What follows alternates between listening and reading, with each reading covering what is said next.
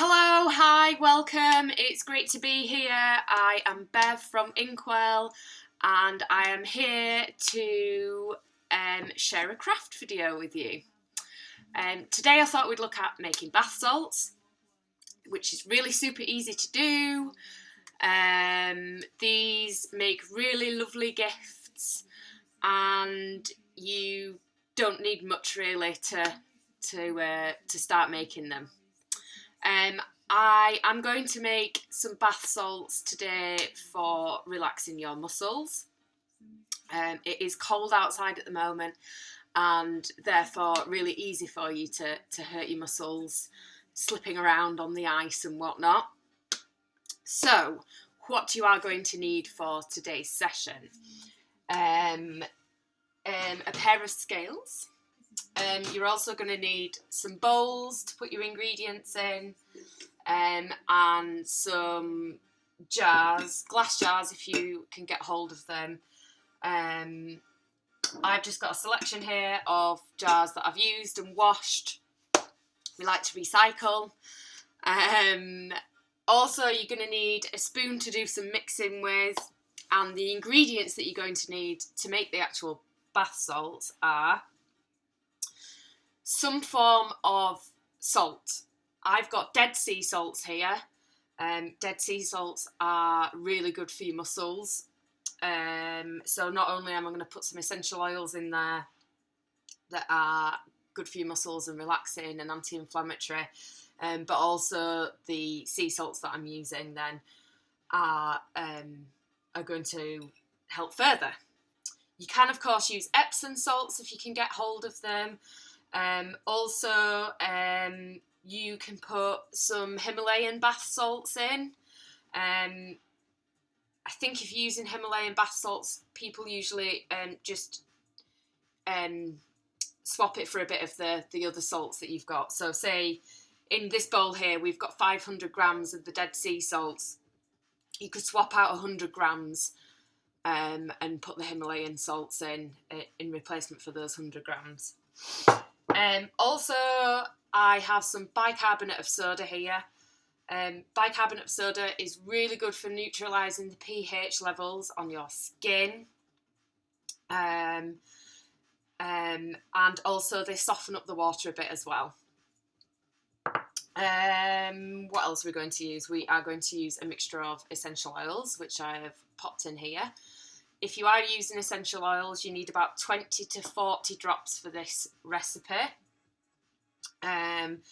Watch what you're doing with essential oils. They can cause allergic reactions, and they're not all appropriate for everybody. I know that there are some oils that pregnant ladies can't use. There are some oils that you shouldn't use on children.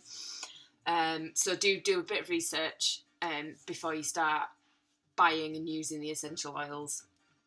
If you wanted to go super safe in terms of your fragrance, then you could use herbs and spices instead of the essential oils. You could also get some fragrance oil, just make sure that it's suitable to use on your skin.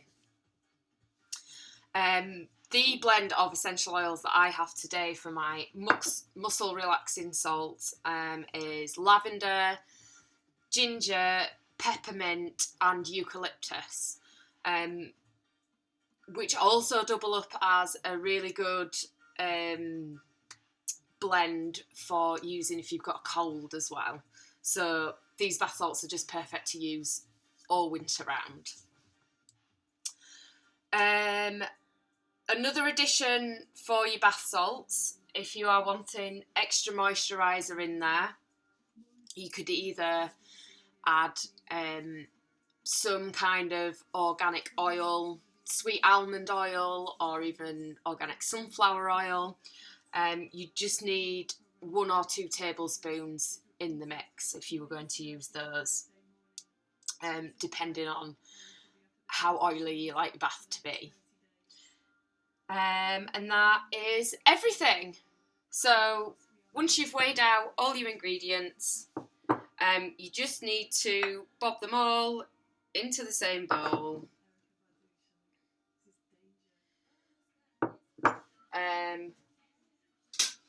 And like I say, this is super, super simple.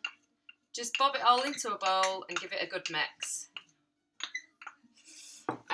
Now, if you have any dried petals or anything like that hanging around, you could use those.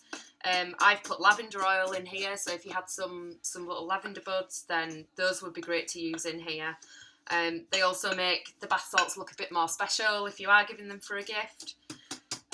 You could also use some food colouring. The powdered food colouring is really good for using in bath salts. But these bath salts I'm going to use just at home, so I'm not particularly fussed for them looking special. But like I say, if you are using this recipe to make some gifts with, then go wild with your colour and your other additions. I've mixed it all together now, and I'm just going to bob it into my container that I'm using. So in this instance, this big jar here, full jar of bath salts there. And I wonder if you wanted any tips for making your jar look a bit prettier. I've got some stickers that I could put on. So I've got some lovely round ones. And I'd be writing just what's in the bath salts, maybe mussel soak. Alternatively, just a rectangular piece of paper or whatever size you want stuck on the front of the jar. In terms of covering up the lid, because, well, it's just not very pretty. I've just got a simple piece of brown paper here to put over the top to cover that up. I've just cut it into a square. You could cut it into a round, however you wanted.